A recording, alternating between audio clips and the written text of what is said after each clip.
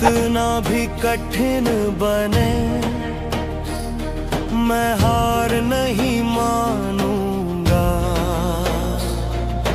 लक्ष्य नजर में रख कर मैं हर डर से टकराऊंगा। मेहनत मेरी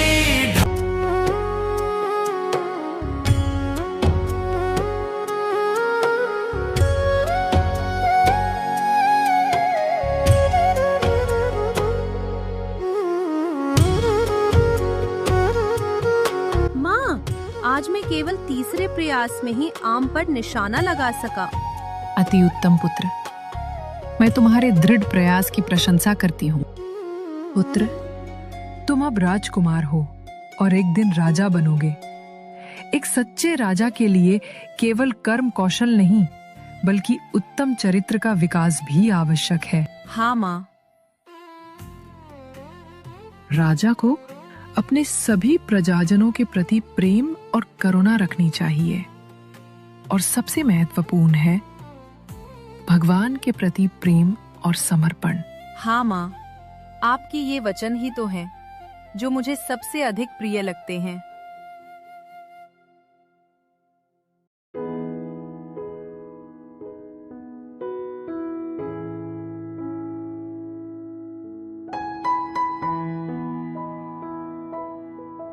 महाराज, मुझे आपका दिया हुआ हार बहुत पसंद आया। ये सच में बहुत सुंदर है। इसकी शोभा तो अनेक गुना बढ़ गई है जब ये एक सुंदर रानी के गले की शोभा बना है। महाराज, आशा करती हूँ कि ये उपहार किसी और को नहीं मिला होगा। ये उपहार केवल महारानी सुरुचि के लिए ही है।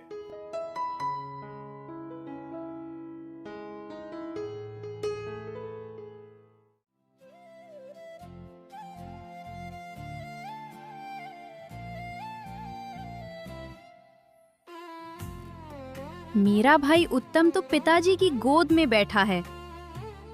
कितना अच्छा लगेगा अगर मैं भी जाकर उनके साथ बैठूं तो।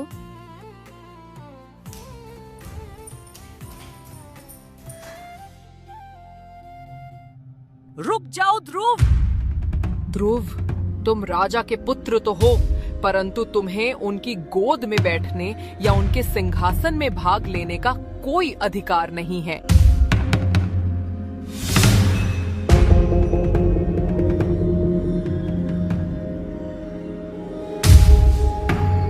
क्योंकि तुम्हारा जन्म मेरे गर्भ से नहीं हुआ, इसलिए तुम उस आदर के पात्र नहीं हो।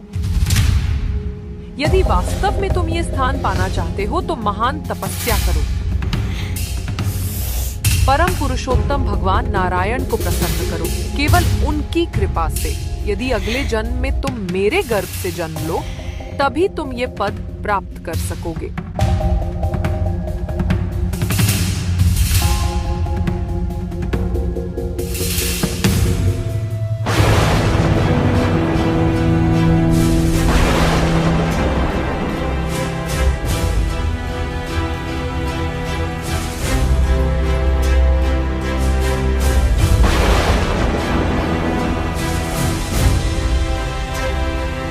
चलो चलकर महारानी सुनीति को बताएं कि महारानी सुरुचि ने ध्रुवा से क्या कहा। मेरे प्रिय पुत्र, क्या हुआ? कुछ कहो। क्या तुम सुरक्षित हो मेरे पुत्र?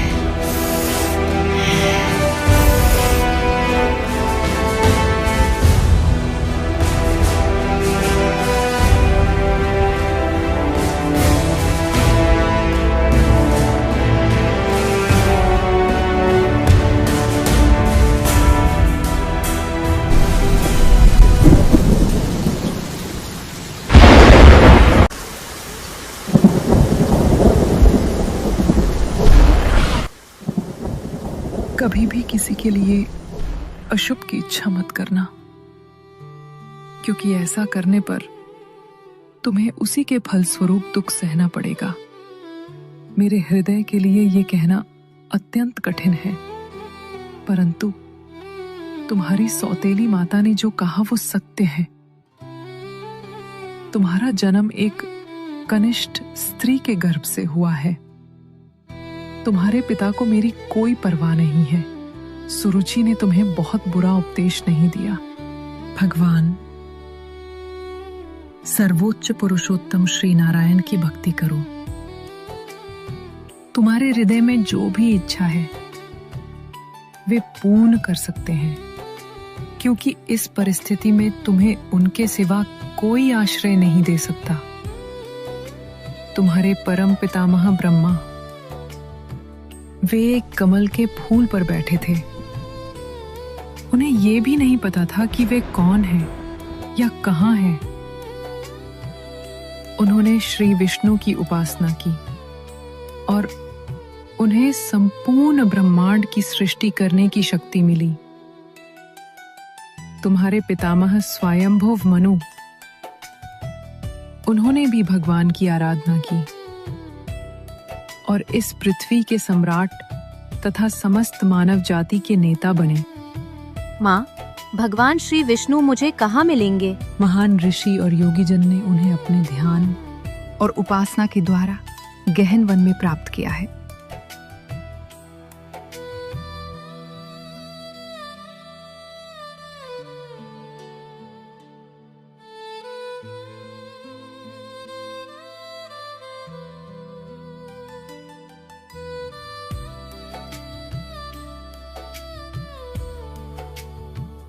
ध्रुवा की मां सुनीति को बिल्कुल अनुमान नहीं था कि उनके शब्द उनके 5 वर्ष के छोटे पुत्र के हृदय को कितना गहराई से प्रभावित करेंगे।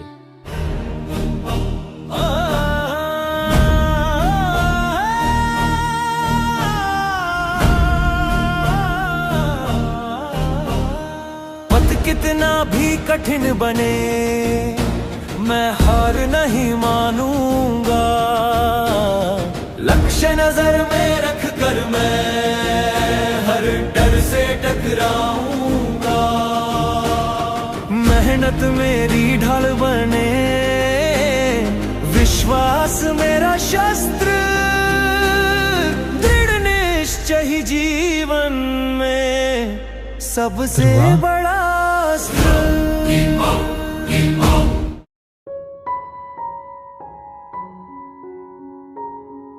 शास्त्रों में कहा गया है कि परम भगवान को प्राप्त करने के लिए गुरु की कृपा आवश्यक है और हमें जीवन में एक सच्चे आध्यात्मिक गुरु की प्राप्ति भगवान की ही कृपा से होती है। जब कोई जीव भगवान को सच्चे हृदय से गहरी तड़प के साथ पाने की इच्छा करता है, तब भगवान स्वयं उसकी सहायता के लिए अपने प्रतिनिधि गुरु को भेजते हैं।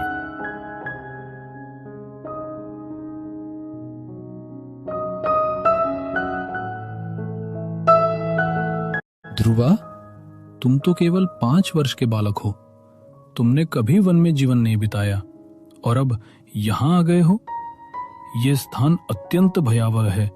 यहाँ भेड़िए हैं, सिंह हैं, बाघ हैं, सर्प हैं, कीट पतंगे हैं, ठंड है, गर्मी है। तुम्हें यहाँ भोजन करना भी नहीं आता। तुम्हें अपने घर लौट जाना चाहिए। आखिर तुम अभी छोटे बालक हो। तुम्हें मान और अपमान जैसी बातों की चिंता नहीं करनी चाहिए। ये तो खेलने, सीखने और जीवन का आनंद लेने का समय है। प्यारे ध्रुवा, ये स्मरण रखो कि आत्मा शाश्वत और दिव्य है। वे सुख दुख, मान अपमान, जय पराजय, इन सब द्वंद्वों से परे है। तो फिर तुम इन बातों को इतना गंभीरता से क्यों ले रहे हो? हे मुनिवर, मैं जानता हूँ कि आप जो कह रहे हैं वह सब सत्य है और वह सब मेरे ही कल्याण के लिए है। किंतु आप ब्राह्मण के स्तर से कह रहे हैं। मैं एक क्षत्रिय हूँ, क्रोधित हूँ और अज्ञान में हूँ। आपके वचन मेरे हृदय में प्रवेश नहीं कर पा रहे हैं। मैं ऐसा राज्य चाहता हूँ जो मेरे पिता से भी बड़ा हो, मेरे पितामह, प्रपितामह और उनके भी पूर्वजों से महान हो। ऐसा राज्य जिस पर आज तक किसी ने शासन न किया हो। नारद मुनि ध्रुवा की इस अद्भुत दृढ़ता और संकल्प को देखकर अत्यंत आश्चर्यचकित और प्रसन्न हुए। परम पुरुषोत्तम भगवान, जैसा तुम्हारी माता ने कहा है, सभी की इच्छाएं पूर्ण कर सकते हैं। जो भक्त भगवान विष्णु का आश्रय लेता है उसके लिए कुछ भी असंभव नहीं होता। यहाँ से अधिक दूर नहीं यमुना नदी बहती है।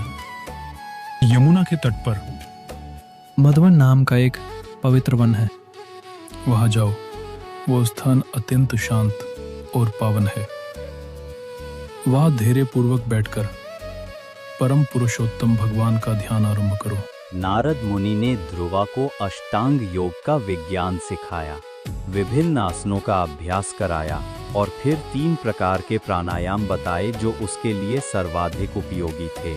शरीर को स्थिर और अनुकूल बनाकर और श्वास नियंत्रण द्वारा मन को वश में करने के बाद नारद मुनि ने उसे अपने हृदय में भगवान विष्णु का ध्यान करने की शिक्षा दी। नारद मुनि ने अत्यंत विस्तार से बताया कि भगवान विष्णु का ध्यान कैसे करना चाहिए और उनकी दिव्य विग्रह कैसी है। उन्होंने ये भी सिखाया कि ध्रुवा किस प्रकार भगवान विष्णु की एक विग्रह बनाकर उन्हें यमुना के जल, पुष्प और फल अर्पित करे। हे राजपुत्र ध्रुवा, तुम निरंतर इस 12 अक्षरों वाले मंत्र का जप करो। ओम नमो भगवते वासुदेवाय। ओम नमो भगवते वासुदेवाय। ओम नमो भगवते वासुदेवाय। ओम नमो भगवते ओम नमो भगवते वासुदेवाय। ओम नमो भगवते वासुदेवाय। ओम नमो भगवते वासुदेवाय। ओम नमो भगवते वासुदेवाय। ओम नमो भगवते वासुदेवाय। ओम नमो भगवते वासुदेवाय। ओम नमो भगवते ओम नमो भगवते वासुदेवाय। ओम नमो भगवते वासुदेवाय। ओम नमो भगवते वासुदेवाय। ओम नमो भगवते वासुदेवाय। ओम नमो भगवते वासुदेवाय। ओम नमो भगवते वासुदेवाय। ओम नमो भगवते वासुदेवाय। हे मेरे प्रिय पुत्र ध्रुवा, मैं कितना निष्ठुर पिता हूं जिसने तुम्हें वन में भेज दिया। वहां सिंह, बाघ, भूखे भेड़िए और विषैले सर्प घूमते रहते हैं। तुम वहां कैसे जीवित रहोगे?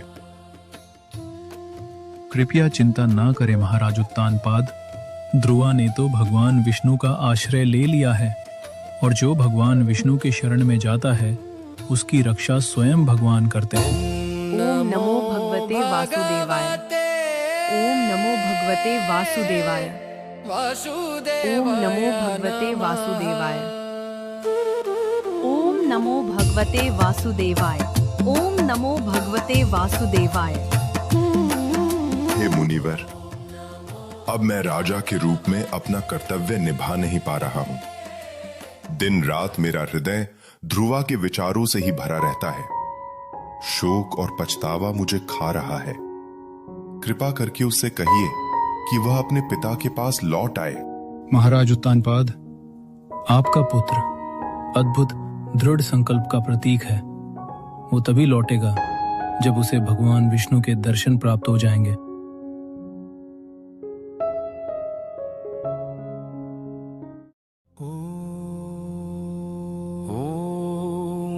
मधुवन में ध्रुवा पूरी तरह विरक्त थे।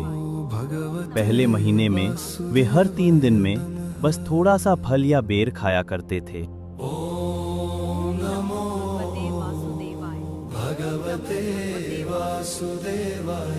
दूसरे महीने में वो प्रत्येक छठे दिन केवल सूखी घास या पत्ते ही ग्रहण करता था।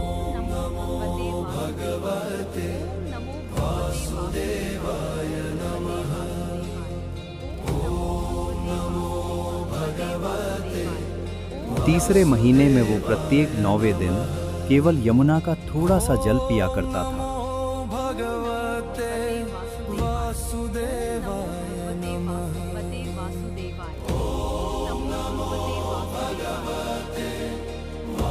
चतुर्थ महीने तक अपने गुरु की कृपा और अपनी सच्ची साधना के द्वारा ध्रुवा ने अपने मन और इंद्रियों पर पूर्ण नियंत्रण प्राप्त कर लिया। जो साधक गुरु के निर्देशों का निष्ठापूर्वक पालन करता है, उसे कृष्ण अपनी विशेष शक्ति प्रदान करते हैं ध्रुवा अब 12 दिनों में केवल एक बार ही श्वास लेते थे। 5वें महीने तक ध्रुवा एक टांग पर खड़े होकर पूर्णतः अचल हो गए, बिना श्वास लिए। उनका मन हृदय में स्थित परमात्मा भगवान विष्णु की उपासना में पूर्णतः लीन था।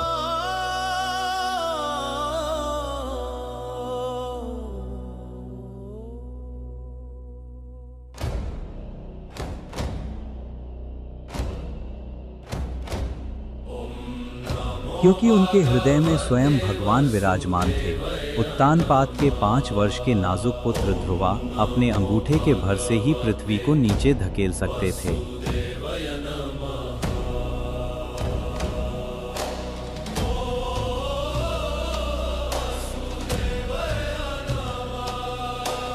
क्योंकि ध्रुवा ने अपनी श्वास रोक रखी थी, वे समस्त ब्रह्मांड को मानो घुटन में डाल रहे थे।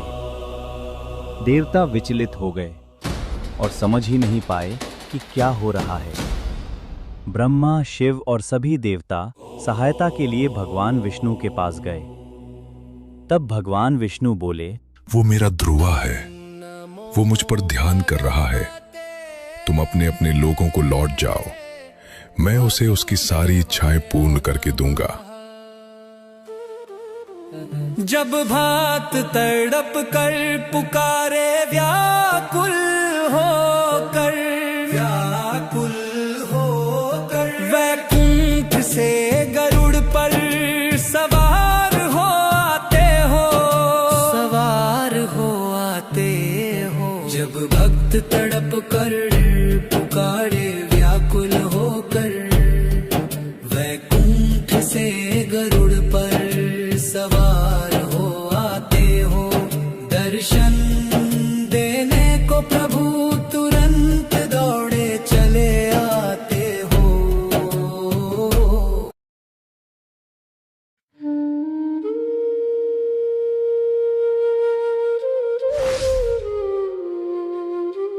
हे भगवान, आप कहाँ चले गए?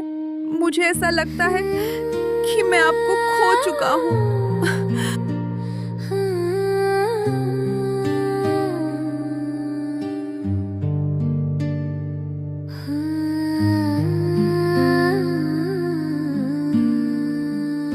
अपनी आंखें खोलो ध्रुवा। हे प्रभु, दर्शन को मैं तरसा था,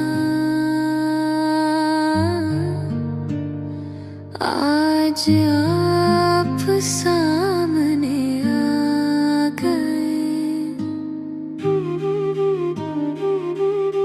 कृतज्ञ हूँ मैं आपके चरणों में,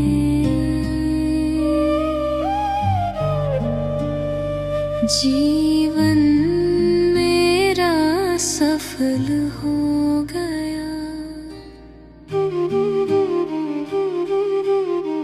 हृदय अब पूर्ण हो चुका। ध्रुवा भगवान की स्तुति करना चाहते थे, उनकी महिमा गाना चाहते थे, अपने हृदय की कृतज्ञता व्यक्त करना चाहते थे, परंतु उन्होंने कभी कोई प्रार्थना सीखी ही नहीं थी। वे तो केवल 5 वर्ष का एक छोटा सा बालक थे। भगवान विष्णु, जो सभी के हृदय में विराजमान हैं, ध्रुवा की इस इच्छा को भली भांति समझ गए। देवासु देवाय नमः। ओम नमो भगवते वासुदेवाय नमः।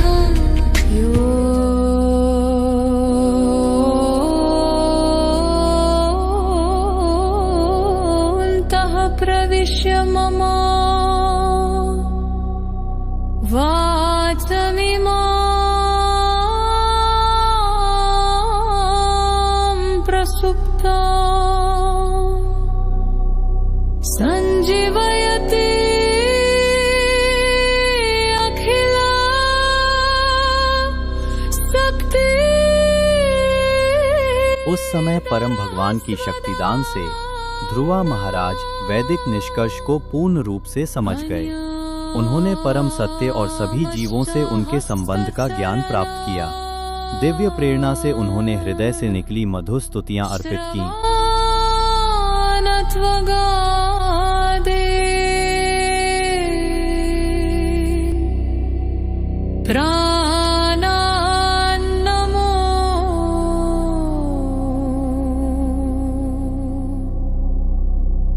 भगवते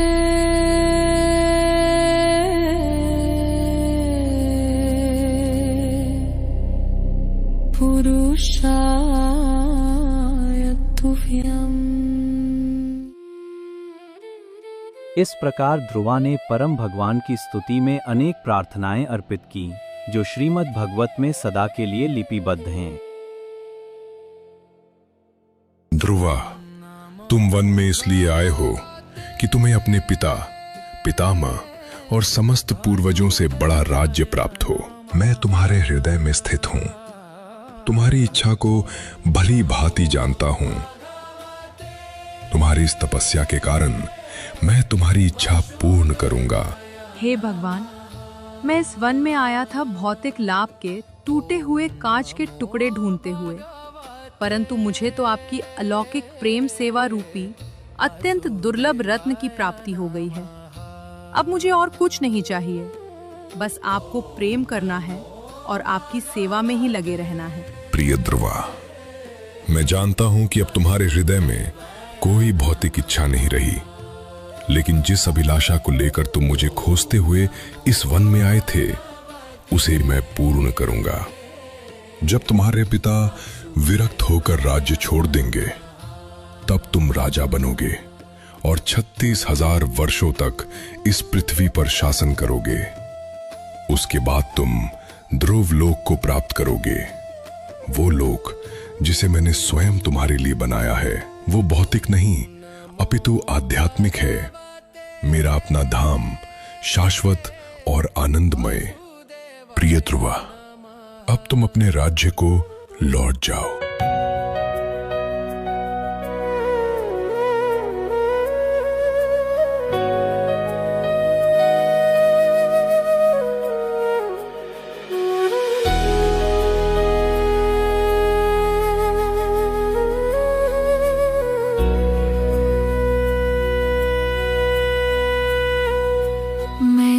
ढूंढ रहा था टूटे कांच के टुकड़े, पर पाया मैंने अनमोल रतन। अब मन मेरा है पूर्ण संतुष्ट, प्रभु ना मांगू कुछ और अब मैं। जो मिला है तुम्हारे चरणों में, वो सब सुखों से बढ़कर है। अब ना कोई चाह ना कोई आस, केवल नाम तुम्हारा मुख पर है। नमो भगवते वासुदेवाय नमः। नमो भगवते। महाराज, राजकुमार ध्रुवा वन से लौटकर महल की ओर आ रहे हैं। मेरा पुत्र वन से लौट रहा है। उसके स्वागत के लिए भव्य व्यवस्था करो। जो आज्ञा महाराज।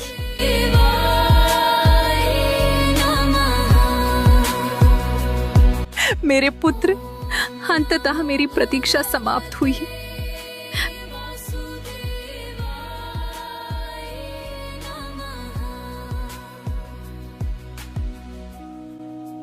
सुरुचि, हमारा प्रिय पुत्र ध्रुवा भगवान विष्णु के दर्शन प्राप्त करके वन से लौट रहा है। चलो महाराज के साथ मिलकर उसका स्वागत करने चलते हैं।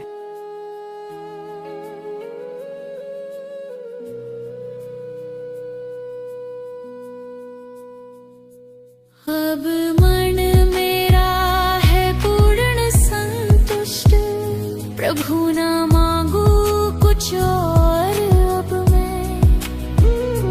जो मिला है तुम्हारे चरणों में,